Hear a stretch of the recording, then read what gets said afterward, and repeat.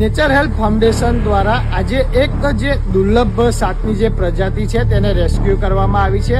કહેવામાં આવી રહ્યું કે આ જે સાપ જે રેસ્ક્યુ કર્યો છે તેની પ્રજાતિ ખૂબ ભાગ્યે જ જોવા મળતી હોય છે. સીધી જે રેસ્ક્યુઅર છે તેમની સાથે ચર્ચા કરીશું. જી, આપનું નામ? જય જગદીશભાઈ હરિયાણી. જી, આ જે સાપ છે તેનું નામ શું છે? આનું નામ સ્ટ્રીક કુકરી છે, ગુજરાતીમાં રેખાંકિત કુકરી. એ કુકરી સાપ આવે છે, કોમન કુકરી ને એ બધા એની બી પ્રજાતિ છે, સબ પ્રજાતિ છે. આ સાપ કહેવામાં આવી રહ્યું છે કે ભાગ્યે જ જોવા મળે છે, અને આ સાપ કઈ જગ્યાએ રહે છે? આ સાપ આમ તો રેતાળ વિસ્તાર ને રણ જેવું હોય, કાં તો પહાડી એરિયા એમાં જોવા મળે છે.